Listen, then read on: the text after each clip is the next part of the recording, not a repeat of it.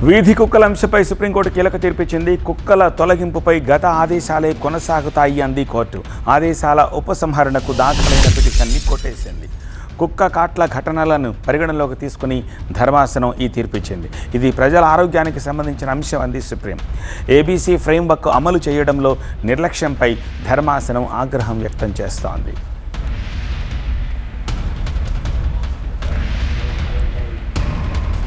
Supreme తాజా ఆదేశాలకు సంబంధించిన మరింత సమాచారం అందించేందుకు ఢిల్లీ నుంచి మా ప్రతినిధి గోపి సిద్ధంగా ఉన్నారు. గోపి, తాజా ఆదేశాల్లో ఇంకా ఏమేమి చెప్పారు? మరి ఆల్రెడీ పిటిషన్ వేసిన పిటిషన్దారులు ఏమని అంటున్నారు?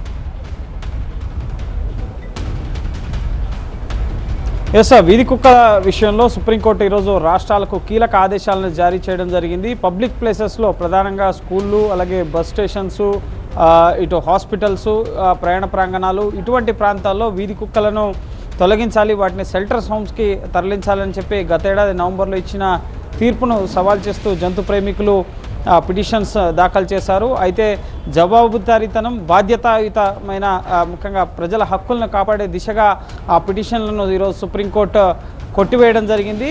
గతంలో ఇచ్చిన ఆదేశాలే కొనసాగుతాయి అని, అంటే ఈ పబ్లిక్ ప్లేసెస్లో కుక్కలన్నింటినీ కూడా షెల్టర్ హోమ్స్కి తరలించాలి, అలాగే వీధి కుక్కలకి ఎక్కడ పడితే అక్కడ ఆహారాన్ని అందించడం, అలాగే ఏబీసీ రూల్స్ పాటించడం, ముఖ్యంగా ఏబీసీ రూల్స్ పాటించడంలో రాష్ట్ర ప్రభుత్వాలు విఫలమయ్యాయని చెప్పి ఈరోజు సుప్రీంకోర్టు తీవ్ర ఆగ్రహం వ్యక్తం చేయడం జరిగింది. అందులో భాగంగా ఈరోజు మరికొన్ని కీలక ఆదేశాలని జారీ చేయడం జరిగింది.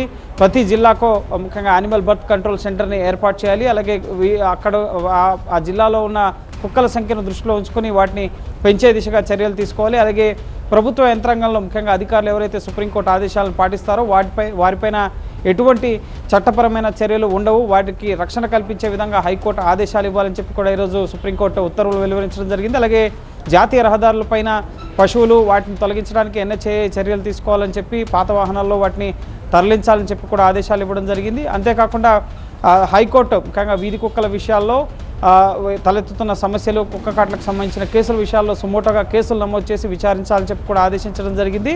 ఆగస్టు 7వ తారీఖులోపు ముఖ్యంగా రాష్ట్ర ప్రభుత్వ ప్రధాన కార్యదర్శులందరూ కూడా రాష్ట్ర ప్రభుత్వాలు ఈ వీధి కుక్కల నిర్వహణ విషయంలో ముఖ్యంగా ఏబీసీకి సంబంధించిన సెంటర్ల ఏర్పాటు కానీ, రేబీస్ వ్యాక్సిన్లు అందుబాటులో ఉంచడం కానీ, ఈ కుక్కల నిర్వహణకు సంబంధించి ఎటువంటి చర్యలు తీసుకుంటున్నారనేది హైకోర్టులకి నివేదిక సమర్పించాలి. తదుపరి హైకోర్టు నవంబర్ 17వ తేదీ సుప్రీంకోర్టుకి తుది నివేదికను సమర్పించడం జరుగుతుంది. సో ఈరోజు ఓవరాల్గా వీధి కుక్కల విషయంలో సుప్రీంకోర్టు ఇచ్చిన మార్గదర్శకాలు, ఆదేశాలు అనేవి చాలా ప్రభావం చూపుతాయని చెప్పి అయితే న్యాయ నిపుణులు భావిస్తున్నారు. సో చూడాలి మరి రాష్ట్ర ప్రభుత్వాలు సుప్రీంకోర్టు ఆదేశాలను ఎంతవరకు సమర్థవంతంగా అమలు చేస్తాయనేది.